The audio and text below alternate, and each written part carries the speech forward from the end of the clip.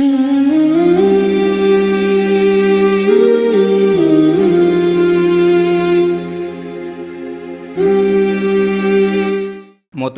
شیعہ آزادی چینل ناظرین و سامعین حضرات، جیسا کہ آپ کو علم ہے کہ آج کی مجلس برسی برائے سال ثواب سیدہ حسن جعفری بنت نذیر حسین منعقد ہے، تو اس سے پہلے کہ مجلس کا آغاز کیا جائے، میں چاہوں گا کہ ایک مرتبہ سورہ حمد اور 3 مرتبہ سورہ اخلاص کی تلاوت فرما کر مرحومہ کے روح کو ایصال ثواب کر دیں۔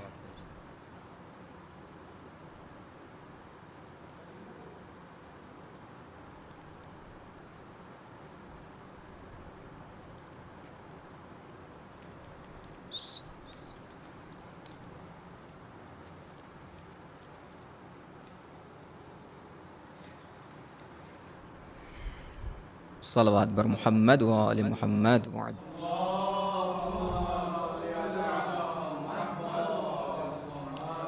بسم اللہ الرحمن الرحیم اذا الشمس كورت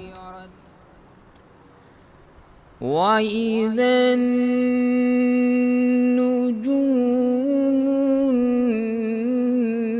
انكدرت وَإِذَا الْجِبَالُ سُيِّرَتْ وَإِذَا الْوُحُوشُ حُشِرَتْ وَإِذَا الْعِشَارُ عُطِّلَتْ وَإِذَا الْوُحُوشُ حُشِرَتْ وَإِذَا الْبِحَارُ سُجِّرَتْ وَإِذَا النُّفُوسُ زُوِّجَتْ وَإِذَا الْمَوْءُودَةُ سُئِلَتْ بِأَيِّ ذَنبٍ قُتِلَتْ وَإِذَا الصُّحُفُ نُشِرَتْ وَإِذَا السَّمَاءُ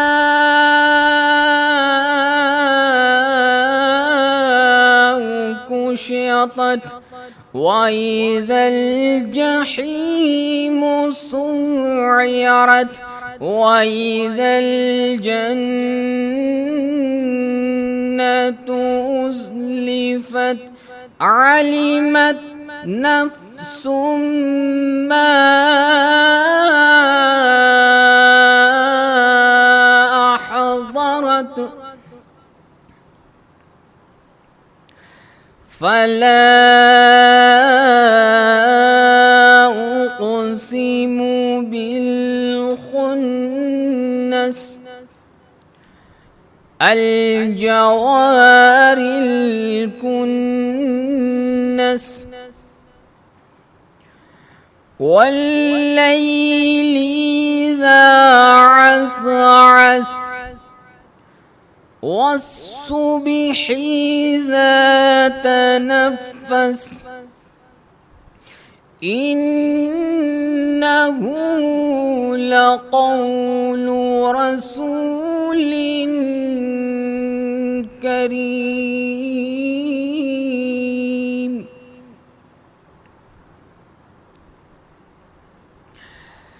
بسم الله الرحمن الرحيم قل هو الله أحد الله الصمد لم يلد ولم يولد ولم يكن له كفوا أحد. صدق الله العلي العظيم. صلوات بر محمد و آل محمد وعد.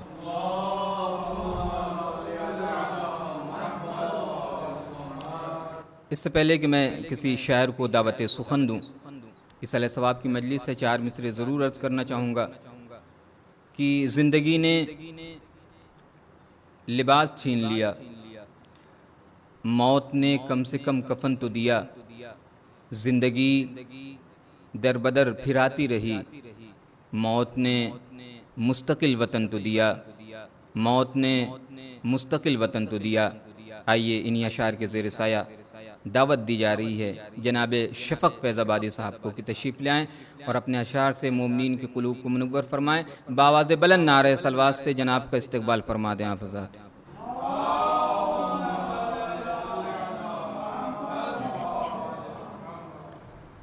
ہم مدح علی میں دار پہ بھی لفظوں کو روانی دیتے ہیں. ہم مدح علی میں دار پہ بھی لفظوں کو روانی دیتے ہیں. کٹتی ہے زباں کٹ جائے مگر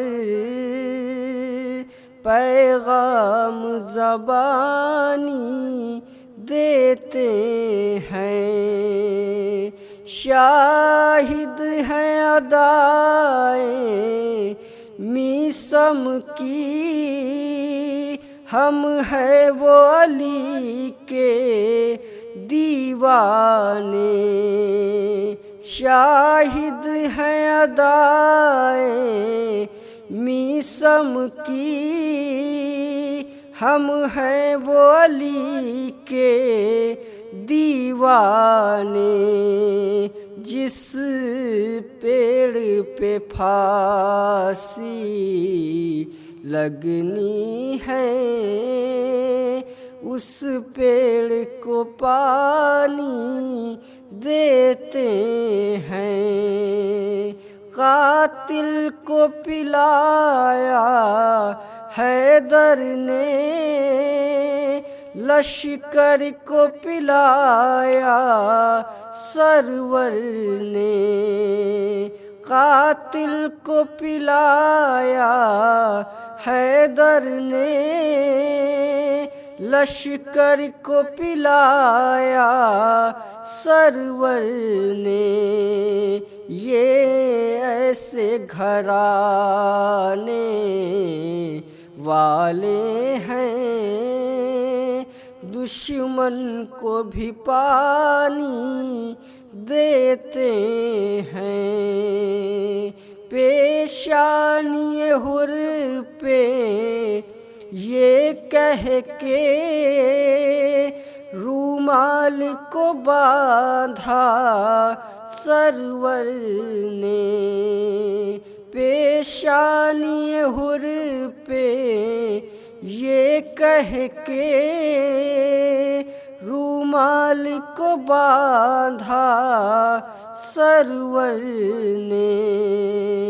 جنت بھی فدا ہو جائے گی ہم ایسی نشانی دیتے ہیں. قربان ہوئے جب رن میں حبیب پیغام دیا یا کو عجیب قربان ہوئے جب رن میں حبیب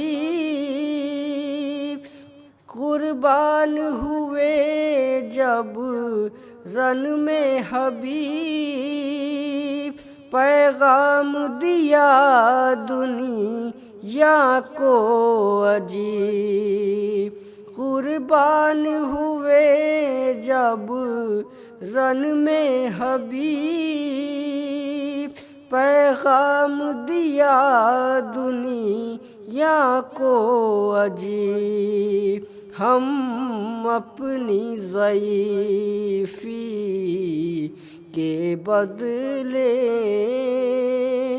مذہب کو جوانی دیتے ہیں ہم مدح علی میں دار پہ بھی لفظوں کو روانی دیتے ہیں کٹتی ہے زباں کٹ جائے مگر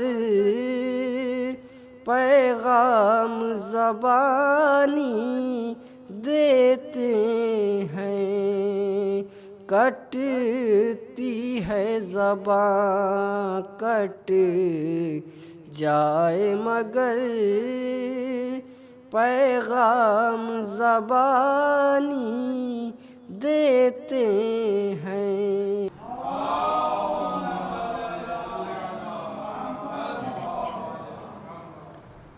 محترم سامعین و ناظرین حضرات، آپ سماعت کر رہے تھے جناب شفق فیض آبادی صاحب کو۔ آئیے نہایت ادب و احترام سے التماس کی جا رہی ہے حجت الاسلام والمسلمین عالی جناب مولانا محمد اعظم باقری صاحب سے کہ قبلہ تشریف لے آئیں اور اپنے نورانی بیان سے مومنین کے قلوب کو منور فرمائیں۔ آپ سے التماس ہے کہ بلند ترین صلوات سے جناب کا استقبال فرما دیں۔ اللہم صلی علی محمد وآلہ۔ اعوذ باللہ من الشیطان الرجیم بسم اللہ الرحمن الرحیم الحمدللہ رب العالمین والصلاة والسلام علی سید الانبیاء والمرسلین سیدنا و نبینا و شفیعنا ابی القاسم محمد وعلى أهل بيت الطيبين الطاهرين المعصومين المظلومين ولعنة الله على أعدائهم أجمعين من يومنا هذا إلى قيام يوم الدين أما بعد فقد قال الله تبارك وتعالى في القرآن الكريم بسم الله الرحمن الرحيم إن أريد إلا الإصلاح صلوات پڑھنے پر محمد وعلى محمد۔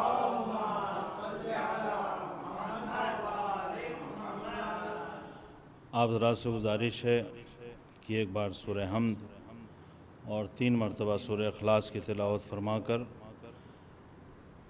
سیدہ حسن جعفری بنت نذیر حسین کی روح کو ارسال فرما دیں۔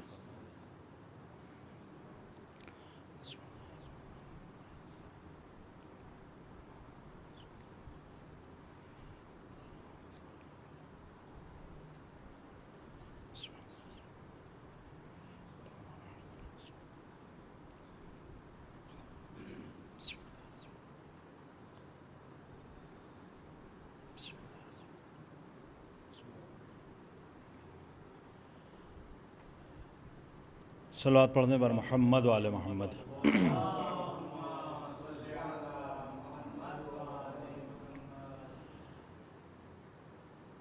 خلاق کائنات قرآن کریم میں ارشاد فرما رہا ہے، ایک نبی کا ذکر ہو رہا ہے اور اس میں سورہ ہود میں ارشاد ہو رہا ہے کہ نرید الا الاصلاح، کہ میں سوائے اصلاح کے کچھ اور نہیں چاہتا۔ اگر دیکھا جائے تو دنیا میں ہر آدمی کی کوشش یہ ہوتی ہے جو بھی مثبت نظریہ رکھتا ہے اس کی کوشش یہ ہوتی ہے کہ جو بھی کام ہو رہا ہے، جو بھی ہم کر رہے ہیں، اس میں اصلاح ہونا چاہیے، اس میں بہتری آنا چاہیے۔ ہم کبھی یہ نہیں چاہتے ہیں کہ کسی بھی امر میں، کسی بھی کام میں مشکل پیدا ہو، فساد آئے، بلکہ ہمارا مقصد ہمیشہ یہ ہوتا ہے کہ ہم جو بھی کر رہے ہیں اس میں اصلاح ہونا چاہیے۔ اور اس دنیا میں جو ہمیں خلق کیا گیا ہے، جس مقصد کے تحت ہم لوگ آئے ہیں، جس لیے خلقت ہوئی ہے اس پوری کائنات کی، تو لہٰذا جتنے بھی انبیاء آئے ہیں، جتنے بھی رسول آئے ہیں، سب کی کوشش یہ رہی ہے کہ اس امت میں، اس دنیا میں، اس اجتماع میں یہ جو بندگان خدا ہیں ان کے درمیان اصلاح ہونا چاہیے، یعنی ان کے درمیان سدھار ہونا چاہیے اور انہیں آگے بڑھنا چاہیے۔ لہٰذا جہاں اصلاح ہے وہاں ترقی ہے، اور جہاں فساد ہے، بربادی ہے، وہاں پہ تنزلی ہے۔ جو انسان اصلاح میں کامیاب ہو جاتا ہے، تو اگر کوئی دنیاوی کام ہم انجام دے رہے ہیں تو ہم اس میں کامیاب رہتے ہیں، لیکن اگر دنیا اور آخرت کو مد نظر رکھتے ہوئے دیکھا جائے اور ہم مقصد اصلاح میں کامیاب رہیں تو پھر اس دنیا میں بھی ہم کامیاب ہیں اور آخرت میں بھی ہم کامیاب ہیں۔ یہ اصلاح ہر انسان چاہتا ہے اور سب کی خواہش ہوتی ہے کہ ہم اصلاح کو انجام دیں۔ لیکن اگر آپ دیکھیں، چونکہ یہ مجلس ایصال ثواب کی مجلس ہے، اور ایصال ثواب کا مقصد، جو مجلسیں ہوتی ہیں ان کا مقصد بھی یہی ہے کہ جس کے لیے مجلس کی جا رہی ہے اس کو ثواب پہنچایا جائے۔ تو اگر ان مجلسوں کے ذریعے ہم کوئی اصلاح کر سکتے ہیں، کسی کی بھی اصلاح، خود اپنی اگر اصلاح ہم کر رہے ہیں، یا جو سننے والا ہے وہ اصلاح کر رہا ہے، تو جس کسی کی بھی اصلاح ہو رہی ہے، جو کوئی بھی صحیح راستے پر چل رہا ہے ان مجلسوں کے ذریعے، تو اس کا جو ثواب ہے، جن کے ایصال ثواب کی مجلس ہے ان کے جو ثواب ہے اس میں اضافہ ہو جائے گا۔ لہٰذا ہمارا مقصد بھی یہ ہوتا ہے کہ جو اس طرح کی مجلسیں ہیں ان میں بہرحال ایسی گفتگو ہو کہ جس سے لوگوں کی اصلاح ہو، اور یہ مجلسوں کا مقصد بھی یہی ہے۔ لیکن چونکہ یہ مجلس ایام اعزا سے بہت نزدیک ہے، تو لہٰذا ہمارے لیے بہت ضروری ہے کہ یہاں پر ہم اس حوالے سے گفتگو کریں کہ جو ایام اعزا آنے والے ہیں، یہ جو ہم امام حسین علیہ السلام کا ذکر کرتے ہیں، اور انشاءاللہ جب ایام اعزا آئیں گے تو ہم اس میں اس ذکر کو صبح شام اور بہتر طریقے سے کریں گے۔ تو یہ جو امام حسین علیہ السلام میدان کربلا آئے، تشریف لائے تھے، تو ان کا مقصد کیا تھا؟ اگر آپ دیکھیں تو جس طرح سے تمام انبیاء کا مقصد یہی رہا ہے کہ اصلاح ہونا چاہیے، اسی طرح سے جب امام حسین علیہ السلام نکلے ہیں تو انہوں نے بھی یہی اعلان کیا ہے۔ جب آپ نکلنے لگے ہیں اور آپ نے جہاں بہت سی دوسری چیزیں ارشاد فرمائی ہیں، وہیں آپ یہ بھی کہتے ہوئے نظر آتے ہیں کہ انما خرجت لطلب الاصلاح فی امت جد رسول اللہ، یعنی آپ یہ اعلان کر رہے ہیں کہ میں کیوں نکل رہا ہوں؟ میں اس لیے نکل رہا ہوں تاکہ میں اپنے نانا کی امت میں اصلاح کر سکوں۔ اور پھر اس کے بعد آپ یہ ارشاد فرماتے ہیں کہ میں کون سی سیرت کو اپناؤں گا؟ میں وہی سیرت کو اپناؤں گا، اس سیرت کو جو سیرت ہمارے جد کی ہے اور ہمارے والد ماجد کی ہے۔ یعنی آپ یہ بھی بتانا چاہ رہے ہیں کہ دیکھو یہاں پر اگر ہم کسی سیرت کو اپنانے والے ہیں تو وہ سیرت رسول خدا کی ہے، لیکن اس کے ساتھ ساتھ فوراً یہ بھی ذکر کر رہے ہیں کہ رسول خدا کی سیرت کو بھی مجھے اس کو پر عمل کرنا ہے، اور اس کے ساتھ ساتھ اپنے جد کی سیرت یعنی اپنے والد علی ابن ابی طالب کی سیرت پر عمل کرنا ہے۔ گویا یہ آپ پیغام دینا چاہتے ہیں کہ جو سیرت رسول خدا کی ہے وہی سیرت ہمارے پہلے امام حضرت علی علیہ السلام کی ہے۔ لہٰذا ان دو لوگوں سے ہٹ کر اگر تم کچھ کہیں دیکھنا چاہتے ہو، کہیں اور جانا چاہتے ہو، تو وہ ہلاکت کا راستہ ہے۔ اگر تم آباد ہونا چاہتے ہو، اگر تم اصلاح کرنا چاہتے ہو، اگر تم جنت جانا چاہتے ہو، تو تمہیں محمد رسول اللہ کی سیرت کو اپنانا ہوگا، اور محمد رسول اللہ کی جو سیرت ہے وہ اگر دیکھنا ہے تو وہ سیرت میرے جد کی ہے، اور اسی سیرت کو میں بھی اپنانے والا ہوں۔ یعنی یہ جو سلسلہ ہے جو محمد سے شروع ہو رہا ہے، پھر مولائے کائنات ہیں اور پھر ائمہ کا سلسلہ ہے، یہی وہ سلسلہ ہے کہ جس کی نمائندگی میں یہاں کربلا میں کر رہا ہوں، اور یہی وہ سلسلہ ہے جو تمہیں کامیاب و کامران کرے گا۔ صلوات پڑھ دیں بر محمد و آل محمد۔ اور پھر اس کے بعد آپ ارشاد فرماتے ہیں کہ میں کیا چاہتا ہوں، ارید ان آمر بالمعروف وانہی عن المنکر۔ دیکھو ہم کس لیے نکلے ہیں، ہم کیا چاہتے ہیں؟ ہم یہ چاہتے ہیں کہ امر بالمعروف کیا جائے، اور میں یہ چاہتا ہوں کہ میں کروں، امر بالمعروف کروں اور لوگوں کو برائیوں سے روکوں۔ یہی جو فقرہ ہے، اور بھی اس کے آگے پیچھے تفصیل ہے، یہ جو امام نے فرمایا ہے، بعض میں یہ ہے کہ امام نے خطبہ دیا، بعض جگہ یہ کہ آپ نے تحریر ہے باقاعدہ، لیکن یہ جو امام نے فرمایا یہ اسی مقصد کی طرف اشارہ ہے، اسی بات کی طرف اشارہ ہے جو قرآن میں ارشاد ہو رہا ہے کہ ہم سوائے اصلاح کے کچھ نہیں چاہتے ہیں، اور یہاں بھی یہی کہا جا رہا ہے کہ اگر ہم چاہتے ہیں تو صرف اور صرف اصلاح چاہتے ہیں۔ یعنی حسین اپنے اس جملے کے ذریعے سمجھانا چاہتے ہیں کہ جو مقصد قرآن ہے وہی مقصد حسین ہے، جو مقصد قرآن ہے وہی مقصد کربلا ہے، جو مقصد قرآن ہے وہی مقصد اہل بیت ہے۔ صلوات پڑھ دیں بر محمد و آل محمد۔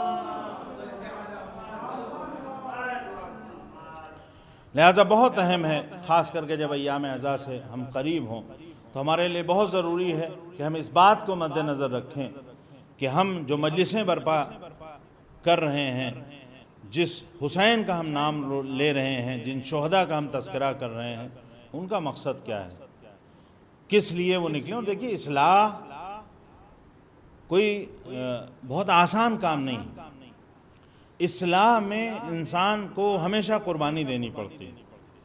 ایک ہم جذبہ اصلاح ہمارے اندر بھی ہے، لیکن اکثر ہوتا ہے کہ انسان کے پاس جذبہ اصلاح تو ہوتا ہے لیکن جذبہ اظہار و قربانی نہیں ہوتا۔ ایک جذبہ اصلاح ہے اور اس جذبہ اصلاح کے ساتھ جذبہ اظہار و قربانی بھی ہے۔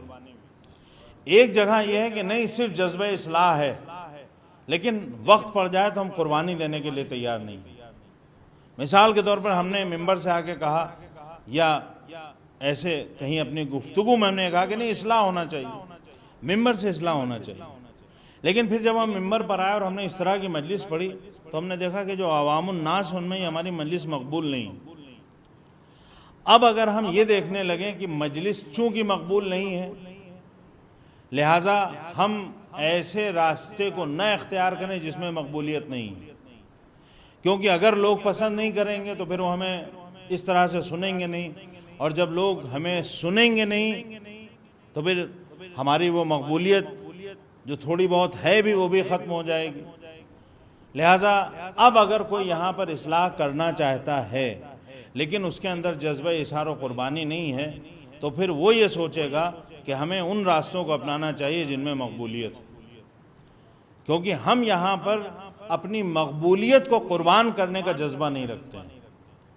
لیکن کربلا نے ہمیں یہ درس دیا ہے کہ اگر تم اصلاح کی بات کر رہے ہو تو اصلاح تنہا نہیں ہوگی، اصلاح کے ساتھ تمہیں قربانی بھی دینا پڑے گی، اور یہ قربانی جتنا عظیم مقصد اصلاح ہو اتنی عظیم قربانی ہوگی۔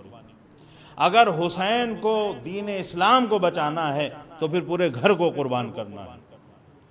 جتنی بڑی قربانی ہے اسی اعتبار سے دیکھیے اصلاح بھی ہو رہی ہے۔ امام حسین علیہ السلام نے اتنی عظیم قربانی دی، لیکن وہ جذبہ اصلاح ہو سکتا ہے ہم سب میں، اور سب میں ہے۔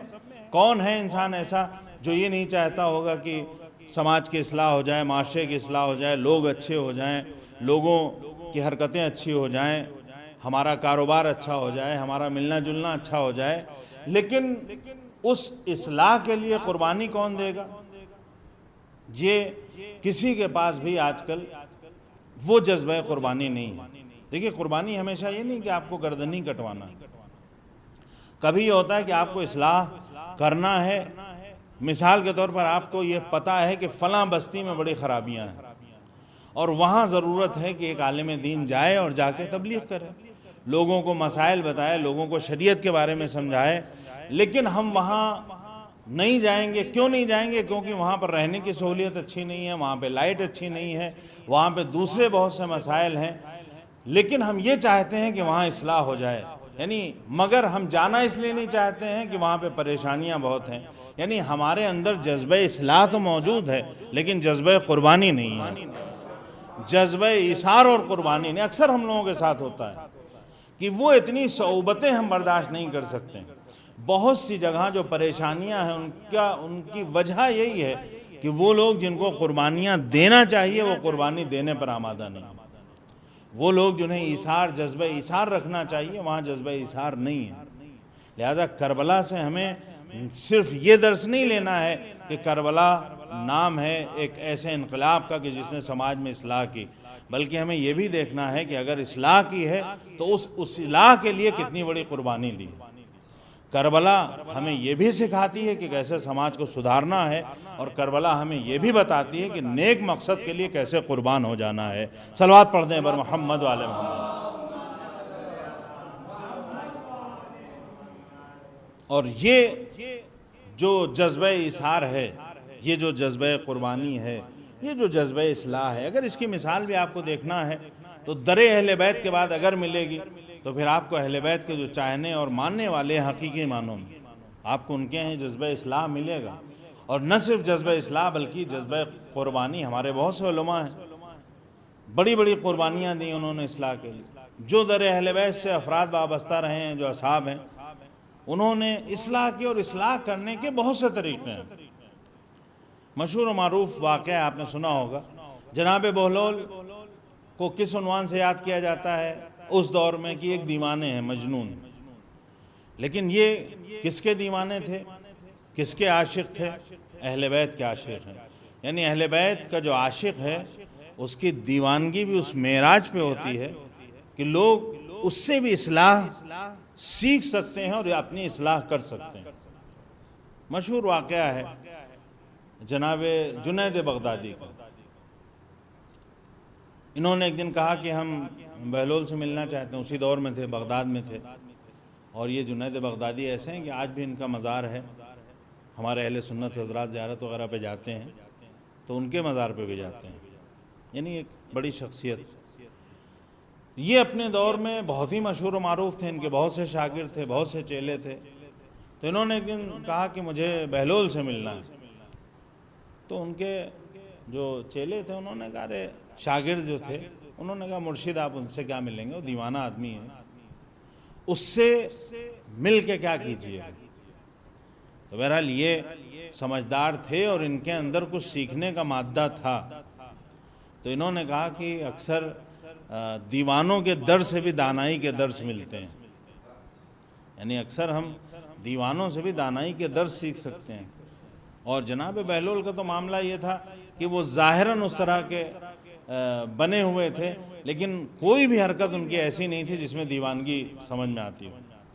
ظاہراً انسان کو لگے گا دیوانگی ہے, لیکن ہر اپنے عمل کے ذریعے انہوں نے درس دیا ہے, صحیح راستہ دکھایا ہے. یعنی یہ اہل بیت کے ماننے والے کی پہچان ہے کہ وہ چاہے جتنے مشکل حالات میں کیوں نہ رہ رہا ہو, لیکن وہ لوگوں کو ہمیشہ سیدھا راستہ دکھاتا ہے, کبھی لوگوں کو بھڑکاتا نہیں ہے, لوگوں کو بہکاتا نہیں ہے. صلوات پڑھ دیں بر محمد و آل محمد. تو یہ گئے, تلاش کیا, ایک صحرا میں جناب بہلول ملے. تو یہ جناب جنید بغدادی جاتے ہیں اور سلام کیا. کہا کون ہو تم؟ تو ان کا بڑا مرتبہ تھا, بڑا نام تھا, یہ درس دیتے تھے اور بڑی تعداد میں ان کے شاگرد ان کے درس کو سنتے تھے, ان کے ماننے والے, ان کے چاہنے والے تھے. تو اب جب انسان کسی مرتبے پہ فائز ہو تو اس کے اندر غرور پیدا ہوتا ہے کہ بھائی ہم استاد ہیں, ہمارے 1000 شاگرد ہیں. تو انہوں نے کہا, سلام کیا, وعلیکم السلام, کون؟ کہا میں جنید بغدادی ہوں. کہا کون جنید بغدادی؟ کہا میں لوگوں کو واضح نصیحت کرتا ہوں, میں درس دیتا ہوں. یعنی اس وقت ان کے اندر جب اپنا تعارف کروا رہے ہیں تو ایک طرح سے ایک غرور ہے کہ ہم وہ ہیں جو لوگوں کو درس دیتے ہیں, ہم وہ ہیں جو لوگوں کو واضح نصیحت کرتے ہیں. یعنی ہم واضح نصیحت کرتے ہیں, ہمیں کوئی نہیں کرتا. ہم لوگوں کو درس دیتے ہیں, ہم لوگوں کو سمجھاتے ہیں, ہم لوگوں کو سیدھے راستے کی طرف بلاتے ہیں. تو انہوں نے کہا کہ یہ بتاؤ کہ تمہیں آداب گفتگو آتے ہیں؟ بھئی آپ لوگوں کو جب واعظ و نصیحت کرتے ہیں تو آپ کو گفتگو کا طریقہ آتا ہے؟ تو انہوں نے جتنا بھی اسلامک طریقہ ہے جو بھی احادیث میں وارد ہوا ہے انہوں نے کہا ہاں ہم ادھر الٹی سیدھی بات نہیں کرتے ہیں، اپنی باتوں کے ذریعے لوگوں کو خدا کی طرف بلاتے ہیں، ہم جو ہے مختصر گفتگو کرتے ہیں، محمل گفتگو نہیں کرتے ہیں۔ اکثر ہوتا ہے کہ آدمی 1 گھنٹے بات کر رہا ہے اور اس کے بعد اس کا رزلٹ کچھ نہیں، نتیجہ کچھ نہیں، ادھر ادھر کی باتیں ہو رہی ہیں اور پھر اس میں یعنی بے فائدہ گفتگو ہو رہی ہے۔ بہت سی جگہ آپ نے دیکھا ہوگا کہ لوگ بیٹھتے ہیں اور کئی گھنٹے بیٹھے رہتے ہیں اور گفتگو ہوتی رہتی ہے، لیکن جب آپ رزلٹ اس کا نتیجہ نکالیے گا کہ جو 3 گھنٹے کی نشست تھی اس نشست سے فائدہ کیا ہوا، درس کیا حاصل کیا، کون سی قاعدے کی بات ہوئی، تو آخر میں نتیجہ یہ نکلے گا کہ کوئی بات ہی نہیں ہوئی۔ اتنی بات ہو گئی لیکن کوئی بھی بات نہیں ہوئی، کسی خاص مقصد کے تحت کوئی گفتگو نہیں ہوئی۔ جہاں انسان بے مقصد گفتگو میں اتنا زیادہ وقت برباد کر دیتا ہے تو اس کی زندگی پھر بے مقصد رہ جاتی ہے، بامقصد نہیں ہو پاتی ہے۔ جہاں زندگی بامقصد ہوتی ہے وہاں اٹھنا بیٹھنا بھی بامقصد ہے، گفتگو کرنا بھی بامقصد ہے، آنا جانا اور ملنا جلنا بھی بامقصد ہے۔ صلوات پڑھ دیں بر محمد وعلی محمد۔ تو انہوں نے پوری گفتگو اپنی بسم اللہ سے شروع کرتے ہیں، اور جو بھی جتنے آداب ہیں، آپ جو ہماری کتب ہیں، اخلاقی کتب ہیں جس میں طور و طریقے بتائے گئے ہیں، وہ ساری باتیں انہوں نے تفصیل سے بتائیں۔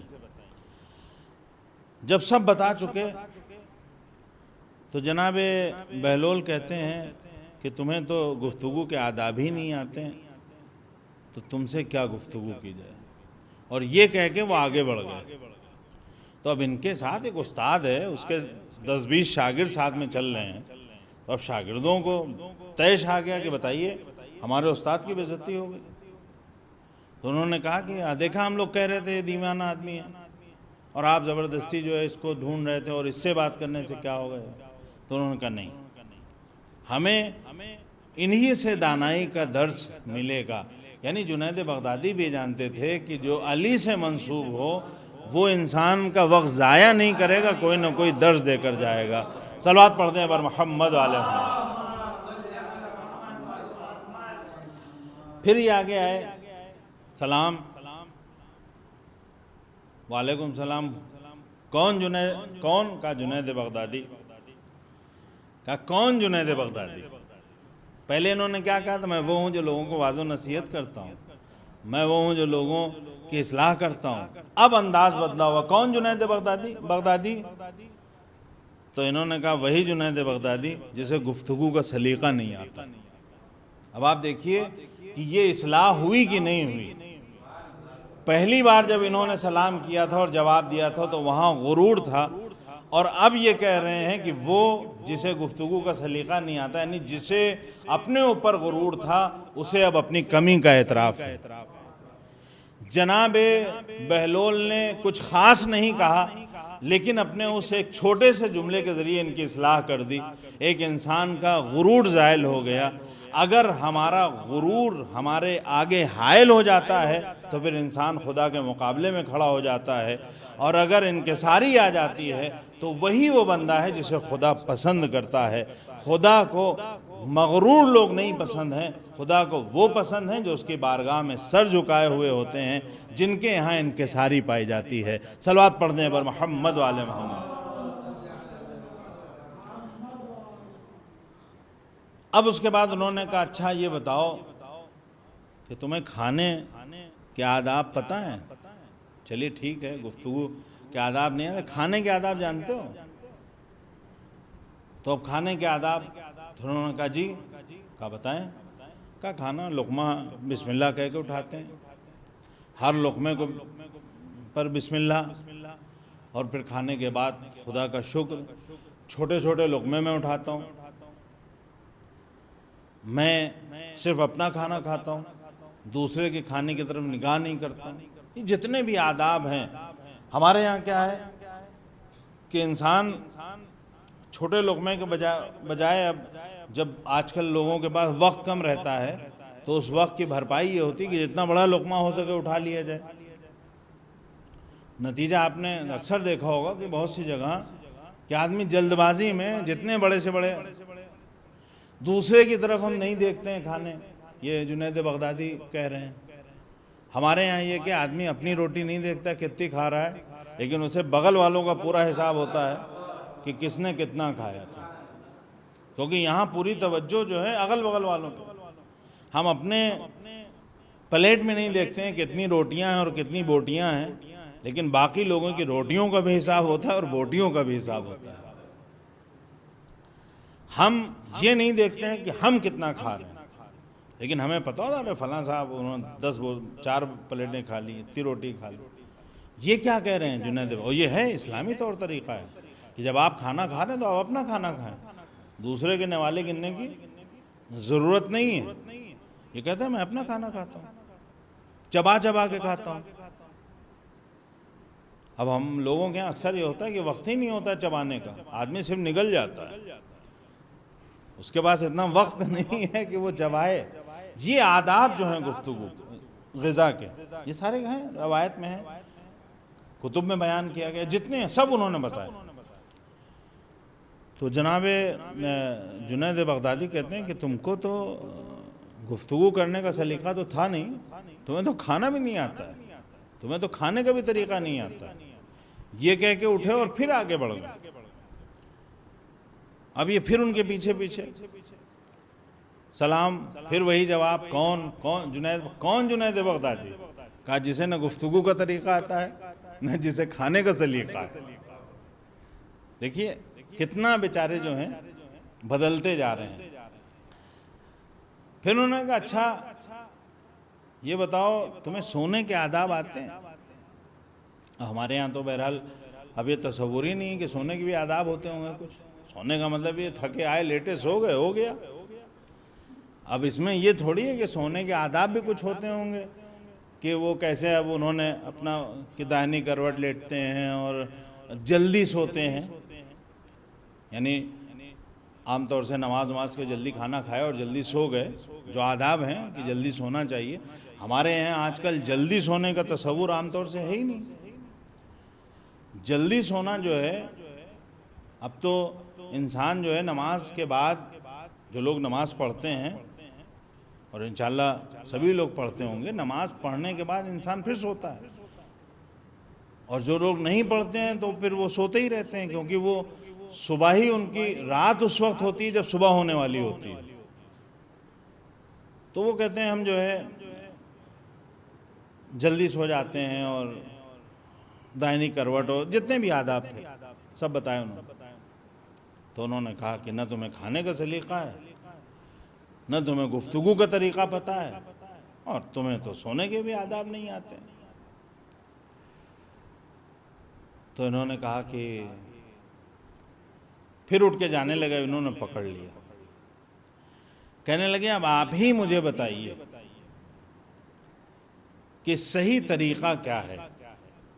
اب آپ یہ دیکھیے کہ جو یہ کہہ رہے تھے کہ میں واعظ و نصیحت کرتا ہوں، اب وہ سامنے والے کا دامن پکڑے ہوئے ہیں اور کہہ رہے ہیں آپ ہی مجھے بتائیے کہ صحیح طریقہ کیا ہے، آداب کیا ہیں. تو وہ کہتے ہیں تم نے جو کچھ بتایا سب صحیح ہے. تم نے جو آداب بتائے ہیں وہ آداب سب اپنی جگہ صحیح ہیں. جو تم نے کھانے کے آداب بتائے، غذا کے آداب بتائے، وہ سب اپنی جگہ صحیح ہیں. لیکن اصل شرط یہ ہے کہ جو لقمہ تم کھا رہے ہو، آپ نے کہا کہ ہم مختصر سے لقمہ کھاتے ہیں، دوسرے کے نوالے پہ نگاہ نہیں کرتے ہیں، اور جو ہمارے سامنے رکھ دیا جاتا ہے بس اسی میں سے لیتے ہیں، زیادہ اور ادھر ادھر کی تلاش میں نہیں رہے، وغیرہ وغیرہ جتنا بتایا.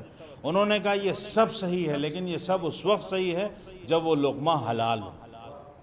اگر لقمہ حلال نہیں ہے تو آپ جتنے آداب کے ساتھ چاہیے کھا لیجئے، آپ ممبر پہ آ کر کھائیے، آپ محراب میں بیٹھ کر کھائیے، اس کھانے سے کوئی فائدہ نہیں ہے جو لقمہ ہی حلال نہ ہو. صلوات پڑھ دیں بر محمد والے محمد. اسی طرح سے گفتگو کے سارے آداب اپنی جگہ ہیں، لیکن اگر مقصد لوگوں کی ہدایت کرنا ہے، گفتگو میں خلوص ہے، اخلاص کے ساتھ گفتگو کی جا رہی. آپ سارے آداب کی رعایت کر لیجئے لیکن خلوص نہ ہو اس گفتگو میں. اگر خلوص ہی نہیں ہے، آپ لاکھ آداب کے ساتھ گفتگو کر رہے ہیں لیکن اس گفتگو میں خلوص نہیں ہے، صرف اور صرف دکھاوا ہے، صرف اور صرف ریا ہے، تو پھر ایسی گفتگو کا کوئی فائدہ نہیں ہے. کیونکہ اگر دکھانے کے لیے انسان نماز بھی پڑھ رہا ہے تو وہ نماز قابل قبول نہیں ہے، تو پھر وہ گفتگو کیا قابل قبول ہوگی کہ جو دکھاوے کے لیے کی جا رہی ہو. صلوات پڑھ دیں بر محمد وآل محمد. اور انہوں نے کہا کہ یہ جو تم نے سونے کے آداب بتائے یہ سب اپنی جگہ صحیح ہیں، لیکن اگر انسان بستر پہ اس عالم میں لیٹ رہا ہے کہ اس کے دل میں دوسرے مومنین کے لیے کینہ اور حسد بھرا ہوا ہے، اگر انسان اس عالم میں بستر پہ جا رہا ہے کہ اس کے دل و دماغ میں لوگوں کے لیے کدورت ہے، لوگوں کے لیے نفرت ہے، لوگوں کے لیے حسد کا جذبہ ہے، تو پھر ایسے سونے سے کیا فائدہ ہے؟ لاکھ انسان ہزار آداب کے ساتھ سو جائے لیکن اگر ایک بندے مومن کی نفرت لے کر سو رہا ہے تو پھر ایسے سونے کو عبادت نہیں کہا جائے گا، بلکہ ایسا سونا تمام آداب کے ساتھ بھی ہو، ایسے سونے کا کوئی فائدہ نہیں ہے. کیونکہ انسان اگر ثواب کمانا چاہتا ہے تو پھر ایسے دل کے ساتھ نیند ہو کہ جس دل میں لوگوں کی محبت ہو، لوگوں کے لیے خلوص ہو، لوگوں کے لیے محبتیں ہوں، کسی کو آباد کرنے کا جذبہ ہو، کسی کو برباد کرنے کا عزم لے کر نہ سوئے. صلوات پڑھ دیں بر محمد وآل محمد. اس سے بہتر نعرہ صلوات.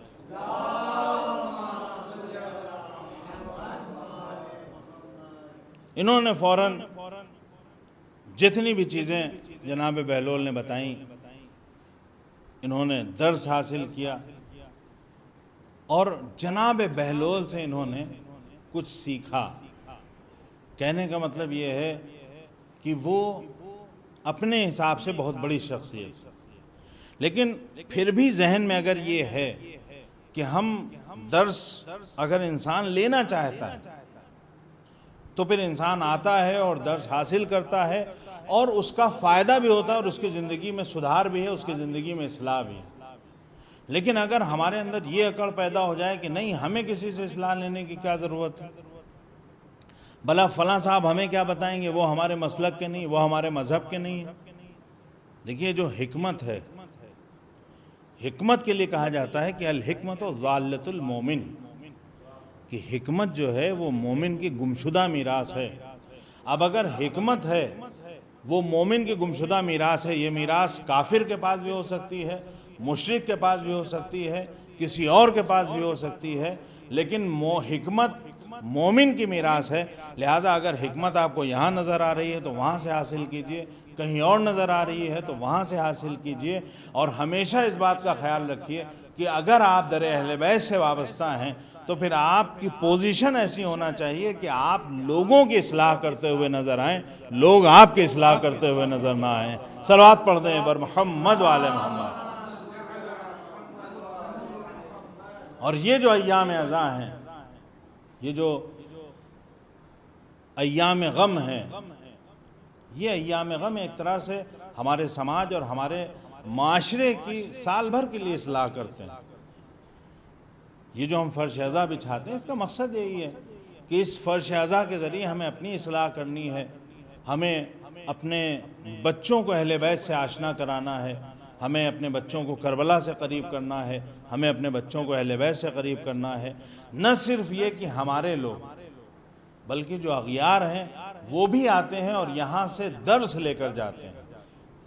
یہاں سے اس فرش ازاں سے صرف ایسا نہیں ہے کہ ہماری اصلاح ہونی ہے، بلکہ اس فرش ازاں سے ہماری بھی اصلاح ہونی ہے، جو ہمارے برادران اہل سنت ہیں ان کی بھی اصلاح ہونی ہے، جو برادران اہل حنود ہیں ان کی بھی اصلاح ہونی ہے. یہ جو فرش ازاں ہے اس کا دائرہ اصلاح بہت زیادہ وسیع ہے، اور اس دائرے میں خاص کر کے ہمارے ملک ہندوستان میں سب آ جاتے ہیں. فرش ازاں سے اگر آپ دیکھیے تو جو انسان چاہتا ہے وہ آتا ہے اور یہاں سے کچھ نہ کچھ لے کر جاتا ہے.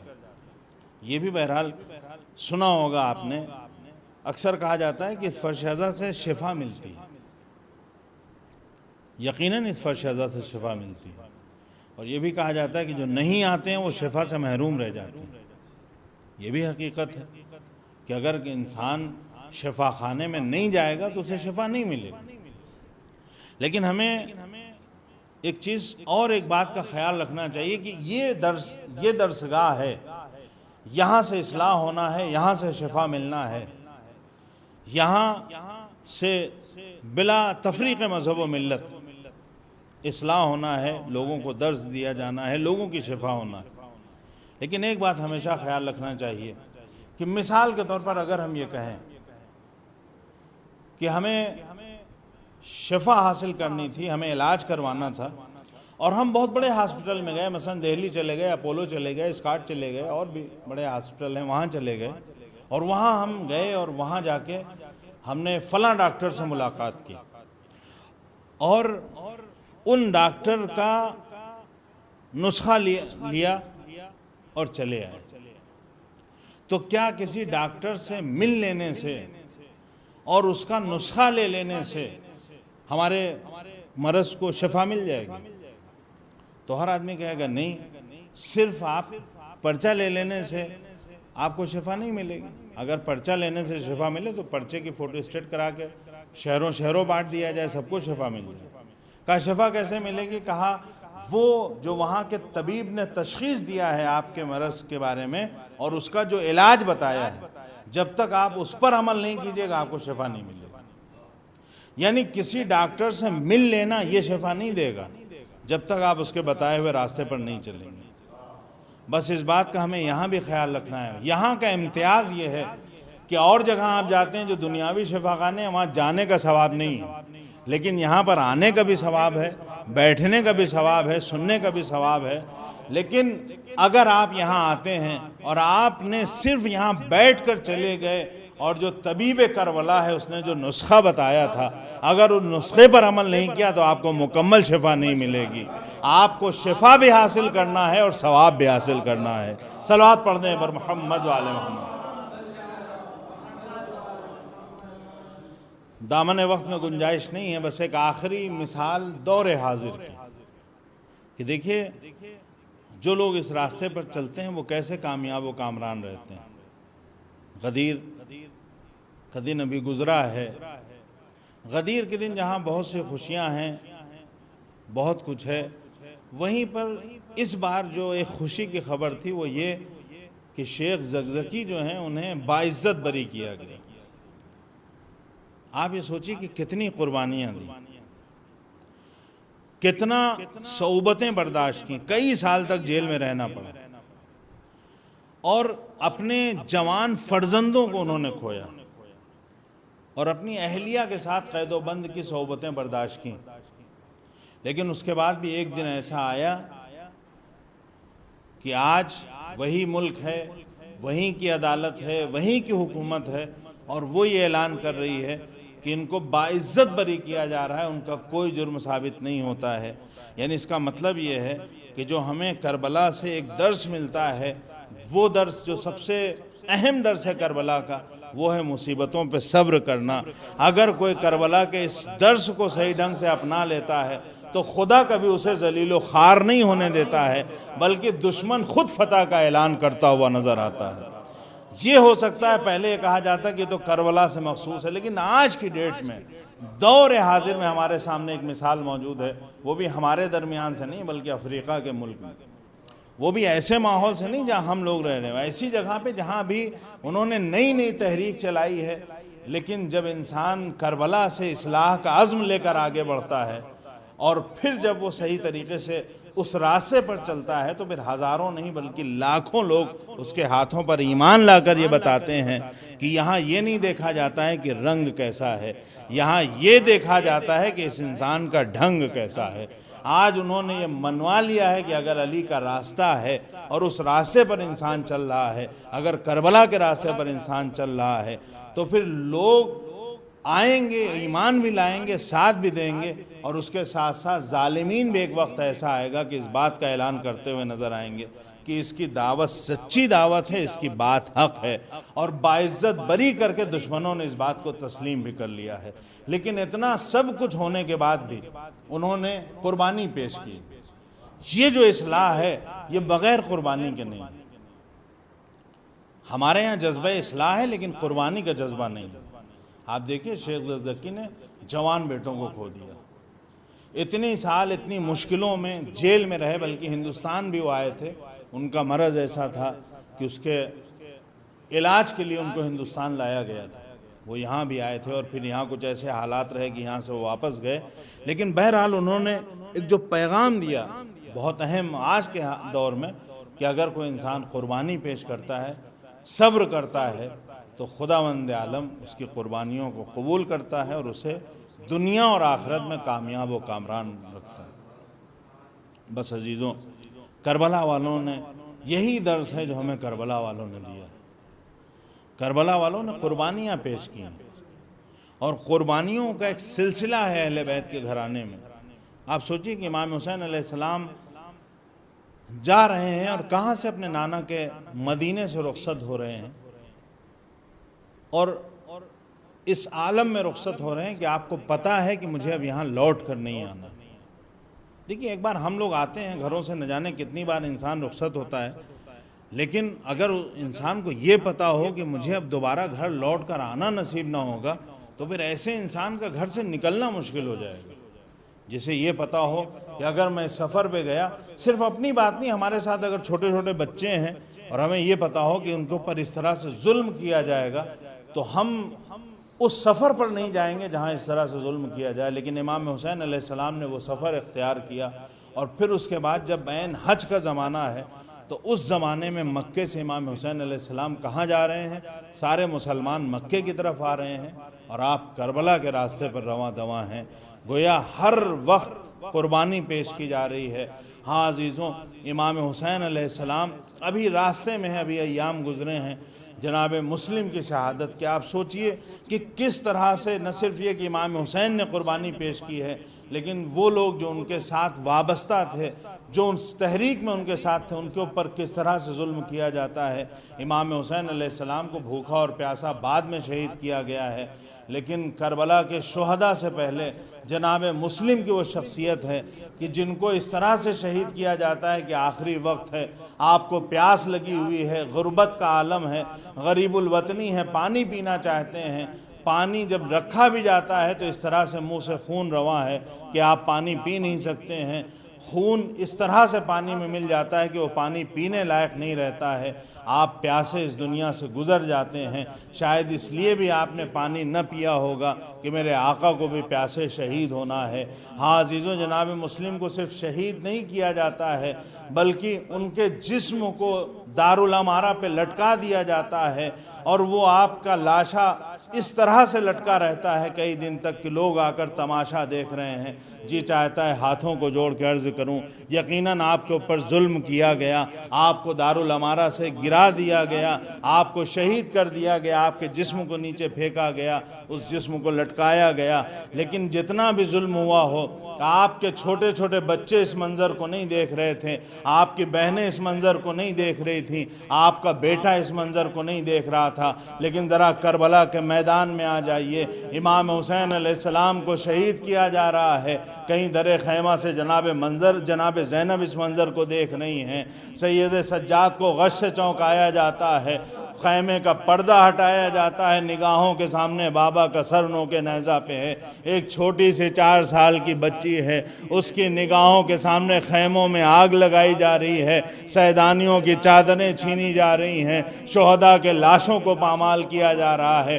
جناب مسلم کی بھی بچی تھی، لیکن اس نے وہ منظر اپنے بابا کو شہید ہوتے ہوئے نہیں دیکھا ہے، لیکن جب شہادت کی خبر پہنچی ہے تو امام حسین علیہ السلام نے یتیم مسلم کو قریب بلایا ہے، اور آپ نے اس کو قریب بلانے کے بعد محبت کا سلوک کرنا شروع کیا، بہت ہی شفقت سے ہاتھ پھیرنے لگے۔ جی چاہتا ہے ہاتھوں کو جوڑ کے عرض کروں، آقا آپ ضرور محبت سے پیش آئیے، ایک یتیمہ کے ساتھ ایسا ہی سلوک ہونا چاہیے، لیکن آقا اس بات کا خیال رکھیے کہ کہیں اس منظر کو 4 سالہ سکینہ نہ دیکھ لے، چھوٹی بچی ہے یہی سمجھے گی کہ یتیموں کے ساتھ محبت کا سلوک کیا جاتا ہے، لیکن کربلا میں آپ کے بعد کوئی تازیانے مارے گا، کوئی تماچے لگائے گا، کوئی گوشوارے چھینے گا، کوئی نہیں ہوگا جو آگے بڑھے اور اس بچی کے سر پہ دست شفقت پھیرے۔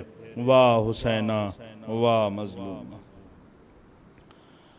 سَيَعْلَمُ الَّذِينَ ظَلَمُوا أَيَّ مُنْقَلَبٍ يَنْقَلِبُونَ۔ انا للہ و انا الیہ راجعون۔ آپ حضرات سے گزارش ہے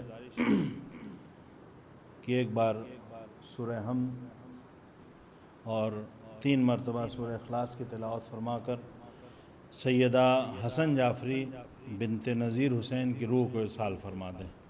بسم اللہ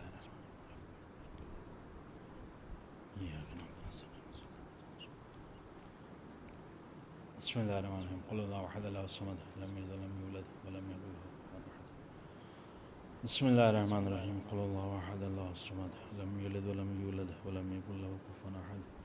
بسم اللہ الرحمن الرحیم قل اللہ احد اللہ الصمد لم یلد ولم یولد ولم یکن له کفوا احد۔ صلی اللہ علیہ وسلم۔